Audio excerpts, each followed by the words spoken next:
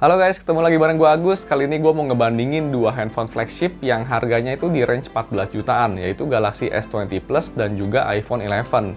Sebenarnya iPhone 11 ini harganya ada yang cuma 13 jutaan, tapi itu kan internetnya 64 GB. Ini kan tahun 2020, dan gue berasa sih layaknya itu sekarang internal storage itu udah harus 128 GB. Jadinya gue bandingin ini sebelahan. Tapi mungkin akan sedikit nggak adil karena iPhone 11 itu udah keluar tahun lalu, sedangkan Galaxy S20 Plus itu baru aja keluar di bulan Maret. Kira-kira iPhone bakal dibantai nggak ya? Langsung aja, this is Pera, Gadget Review. Galaxy S20 Plus itu merupakan varian tengah dari Galaxy S20 series ya yang baru aja keluar. Dengan ukuran layarnya itu sekarang 6,7 inch. Itu satu hal yang paling gua notice waktu pegang ini handphone, itu betapa ringannya itu handphone. Itu beratnya cuma 188 gram dan juga betapa tipisnya handphone ini dengan ukuran layar yang begitu besar dan juga baterainya lumayan gede sih sebenarnya. Jadi buat gua orang yang biasa pakai handphone compact atau satu tangan gitu, nggak ada masalah buat pegang handphone ini karena sudut-sudutnya pun bisa kita capai pakai satu tangan ya. Itu nggak tahu magic apa yang dipakai Samsung, yang pasti bezel atas dan bawahnya itu tambah tipis dan juga aspek rasionya sekarang jadi 20:9. Ini jadi layarnya tuh luas banget, sedangkan kalau dibandingin dulu ya udah pasti. Dan juga punch hole-nya itu mengecil ya, jadi dia tadinya yang di bagian kanan atas itu kalau di S10 Plus sekarang digeser ke tengah kayak Note 10 Plus, tapi sekarang ukuran bolongan itu lebih kecil.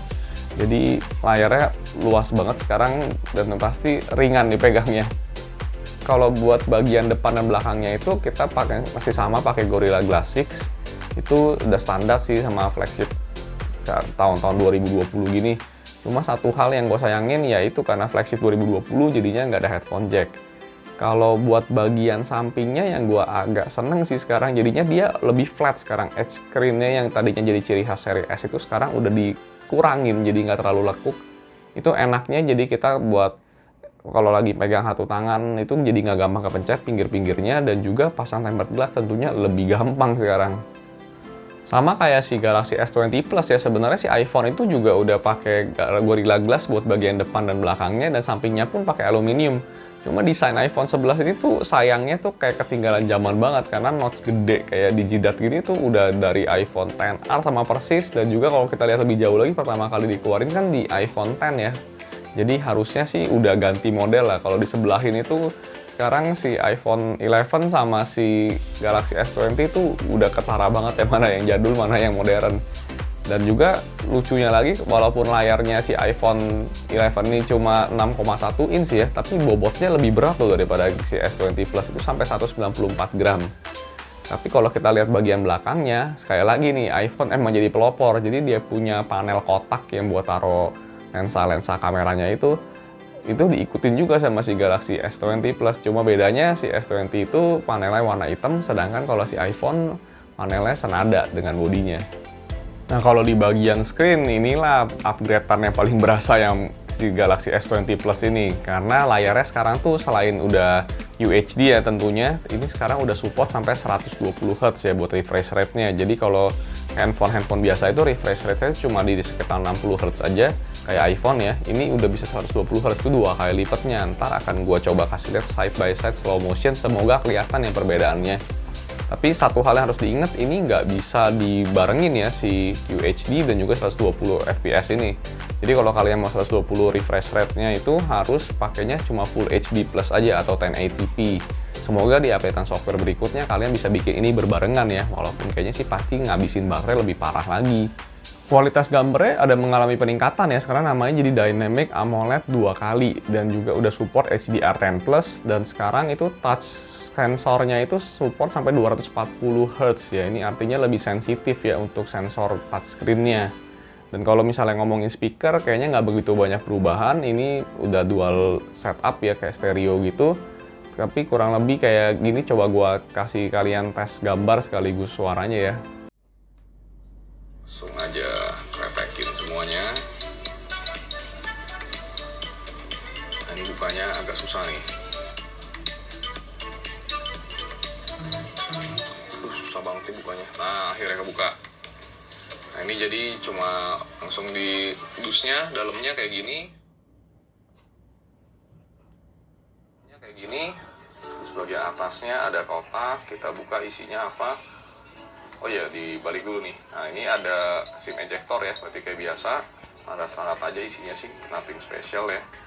Dan bagusnya di sini sekarang Samsung udah... Kalau di bagian ini kayaknya iPhone kalah jauh deh, soalnya screen-nya iPhone ini tuh masih LCD, dan juga dia gambarnya tuh masih HD plus ya, belum Full HD ya, baru 720p aja. Dan juga dia punya refresh rate masih biasa aja, 60Hz, jadi kayaknya nggak sebanding sih. Bukan berarti jelek, iPhone punya LCD itu bagus banget. Kalau orang awam melihat itu juga sebenarnya udah fine-fine aja dan nggak bisa ngebedain, kecuali kita sebelahin baru ketara banget. Tapi kalau ngomongin speakernya, si iPhone ini menurut gue malah lebih bagus suaranya, sama-sama stereo sih sama si Galaxy itu juga. Tapi suaranya kualitas iPhone lebih balance ya, kencangnya juga lebih enak gitu didengar.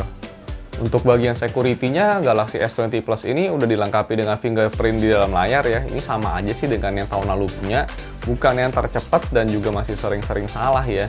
Tapi seenggaknya lumayan lah, karena ini jadi opsi tambahan. Karena masih ada juga yang namanya Face Unlock ya. Jadi Face Unlock-nya di Galaxy S20 Plus ini 2 dimensi aja. Jadi emang sih nggak begitu aman, tapi cepat banget buat unlock-nya. Kalau kebalikannya, kalau di si iPhone itu Face Unlock doang satu-satunya kalian punya, dan ini tepat banget, dan dia punya juga udah lebih secure karena udah 3D ya Face Unlock-nya, tapi dia nggak ada fingerprint sensor sama sekali. Cuma Face Unlock-nya ini yang di iPhone yang suka orang nggak nyadar, sebenarnya kelemahannya itu kita nggak bisa unlock iPhone punya Face Unlock itu kalau posisi handphone itu nyamping, itu ganggu banget. Jadi kita kalau lagi mau baca atau apa, kita harus miringin pala. Itu menurut gua annoying banget sih. Kalau ngomongin performance sih sebenarnya kedua-duanya handphone itu nggak usah dibahas, karena dua-duanya udah pakai chipset terbaik dari masing-masing brand ya. Samsung dengan Exynos 990-nya dan juga iPhone dengan chipset A13-nya. Ini dua-duanya chipset super duper powerful itu. Jadi mau ngerjain apa aja juga udah pasti smooth banget, nggak ada masalah buat sosmedan, mau browsing, atau mau main game yang super berat juga udah pasti rata kanan semuanya. Kalau ada nilai plus sedikit di Samsung itu karena dia punya slot micro SD ya, jadi bisa digedein storage internalnya. Dan kalau misalnya kita ngomongin si RAM-nya itu walaupun si Samsung emang 8GB dan iPhone cuma 4GB, tapi itu kembali lagi ke memory management-nya, karena emang kedua software ini berbeda. Si iPhone tuh jarang nge-crash dan lebih stabil, sedangkan si Samsung itu RAM gede ini sekarang fungsinya bisa nge-lock sekitar 3 aplikasi. Jadi kayak main game itu, kalian nggak bakal nge-restart lagi gamenya kalau udah dikunci. Untuk bagian baterainya sih sebenarnya agak nggak seimbang sih kalau kita ngebandingin, karena si Galaxy S20 Plus itu baterainya sampai 4500 mAh, sedangkan si iPhone 11 tuh cuma 3100 mAh. Tapi dalam penggunaan sehari-harinya itu si iPhone 11 malah bisa screen on time itu sekitar 7-8 jam, sedangkan si Galaxy S20 Plus ini ya, itu screen on time-nya cuma 5,5-6 jam, itu pemakaian gue pribadi. Mungkin itu karena layarnya yang Full HD Plus dan 120Hz ya bakal makan baterai. Kalau kita turunin ke HD Plus atau 60Hz, harusnya sih baterainya bisa imbang juga dengan si iPhone. Harusnya sekitar 7-8 jam juga. Nanti buat jelasnya, kalian jangan lupa subscribe karena gue bakal bikin perbandingan baterai drain testnya ya. Kalau ke bagian ngecasnya, di sini iPhone lagi-lagi kalah jauh, karena si Samsung ini udah support ngecas sampai 25 watt, itu 0-100 itu sekitar 1 jam aja, 1 jam lebih dikit lah, sekitar 8 menit atau 5 menit. Dan juga charger 25 watt ini udah dapet dari bawaannya. Tentu aja sudah support juga yang namanya wireless charging ya, karena itu udah seri S flagship, dan juga dia wireless chargingnya bisa sampai 15 watt, lumayan fast charging. Kalau dibandingin si iPhone, emang iPhone 11 ini udah support ngecas sampai 18 watt, yang dibilang sampai 1 jam itu bisa dapat 80%. Kalau mau penuhinnya itu katanya sih bisa sampai 2 jam, karena emang sisa recoil charger itu bakal makan waktu lebih lama. Tapi masalahnya charger bawaannya itu yang dikasih cuma 5 watt. Jadi kalian buat beli 18 watt chargernya lagi itu udah pasti ratusan ribu, barang Apple kan nggak ada yang murah. Dan nggak masalah juga sih sebenarnya kalau kalian banyak duit. Kalau buat wireless charging, si iPhone juga ada support ya, si wireless charging. Dan juga kalau si Samsung punya kelebihan itu karena bisa wireless power share, jadi bisa Samsung bisa ngecasin iPhone. Sebaliknya nggak bisa, iPhone nggak bisa ngecasin punya Samsung. Sekarang ke bagian yang mungkin kalian paling tunggu-tunggu, yaitu kameranya. Mungkin ini juga sekali lagi akan kelihatan nggak adil ya, karena si Samsung ini pakai 4 lensa, yaitu lensanya 12 megapiksel buat yang utama, terus ada 64 megapiksel buat lensa telefotonya yang bisa 3 kali zoom, dan juga itu ada lensa si ultrawide-nya yang 12 megapiksel dan ditambah lagi ada depth sensor. Sedangkan iPhone itu cuma pakai 2 lensa aja, jadi 12 megapiksel untuk yang biasa dan juga 12 megapiksel untuk ultrawide-nya. Untuk hasilnya itu ntar akan gue kasih lihat, kalian side by side, kalian nilai sendiri. Tapi kalau menurut gue, hasil foto dari si Samsung itu terlalu kontras ya menurut gue. Emang sih warnanya enak dilihat, tapi kalau kalian lihat dari detailnya dan dynamic range-nya itu malah agak-agak kurang, karena terlalu kontras jadinya nggak detail gitu. Gimana sih, terlalu tebel warnanya gitu, buat detailnya jadi hilang. Mungkin itu karena faktor AI dari si Samsungnya yang terlalu over processing ya. Tapi ini bagus buat kalian yang emang sukanya langsung jepret, langsung ngepost foto gitu. Sebaliknya kalau iPhone itu, walaupun lensanya kedengarannya sepele, cuma 2 aja, 12 megapiksel, dan emang ini kan zamannya itu udah komputer fotografi, jadi semua udah software yang processing. Ini memang software processingnya Apple tuh bagus banget. Jadi hasil fotonya dari Apple itu dia lebih kelihatan natural ya, dan juga detailnya lebih dapat. Buat orang yang suka fotonya lebih kelihatan kayak asli, itu lebih benernya sih pilih si iPhone. Jadi hasil fotonya dari iPhone itu kelihatan sesuai asli, detailnya dapet. Tapi kalau buat post di sosial media, kalian bakal perlu edit dulu karena mau lebih bagus, lebih nyala warnanya. Jadi itu tergantung selera kalian lagi. Untuk lensa ultrawide-nya itu kedua handphone ini tuh udah hampir sama. Jadi udah sama-sama ada lens correction, dan juga dia sekarang sudut derajatnya itu kalau nggak salah 119 atau 120 derajat, itu dua-duanya sama persis. Jadi nggak terlalu bisa dibedain, tapi yang pasti kalau emang pakai lensa ultrawide itu ada sedikit penurunan kualitas gambar. Tapi itu sih nggak masalah, karena emang kebanyakan kalau kalian ngambil gambar pakai ultrawide kan bukan fokus ke orang objeknya, tapi lebih ke landscape-nya. Lain halnya dengan si telefoto kameranya ya. Jadi kalau si Samsung S20 Plus ini punya lensa lebih yang namanya telefoto 3 kali optical zoom. Itu 64 megapiksel, ini bisa ngezoom sampai 30 kali kalau maksimal. Tapi kok idealnya sih sebenarnya 10 kali aja masih acceptable, gambarnya masih bisa dilihat. Kalau 30 kali terlalu pecah lah itu. Dan lensa ini bisa berguna juga buat ngerekam gambar sampai 64 megapiksel kalau kalian yang mau ngeprint poster ukuran gede atau mau ngezoom foto yang nggak pecah, ya itu pakai 64 megapiksel ini. Dan ada satu lagi keunggulannya si Samsung S20 Plus itu ada depth sensor, jadinya waktu ngambil foto portrait mode itu kalian bakal lebih gampang, nggak perlu ngatur jarak sampai gimana banget. Kalau si iPhone kan mau aktifinnya karena masih software, dia akan bilang kurang mundur atau kurang deket objeknya. Itu walaupun bisa juga, tapi agak lebih susah. Kedua-dua handphone ini udah mensupport juga night sight ya, night mode ya, masing-masing itu beda istilah.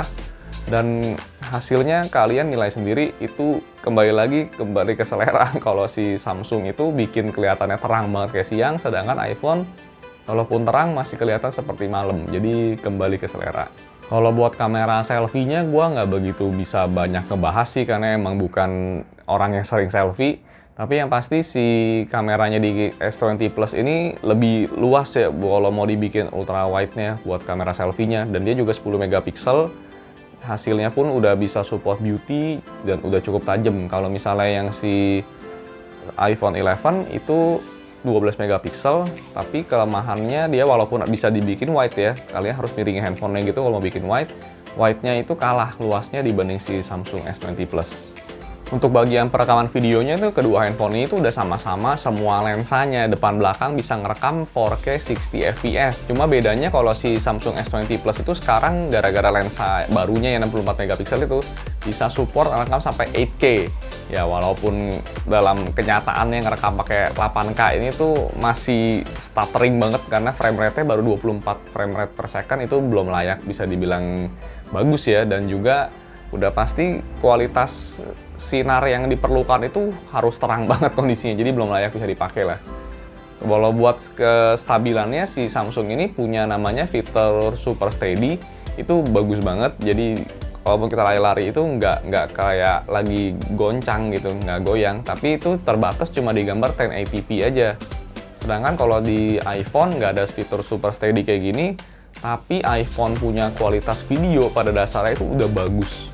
Menurut gue lebih bagus, dan juga dia udah ada stabilizer built-in-nya yang bisa support sampai 4K 60 fps.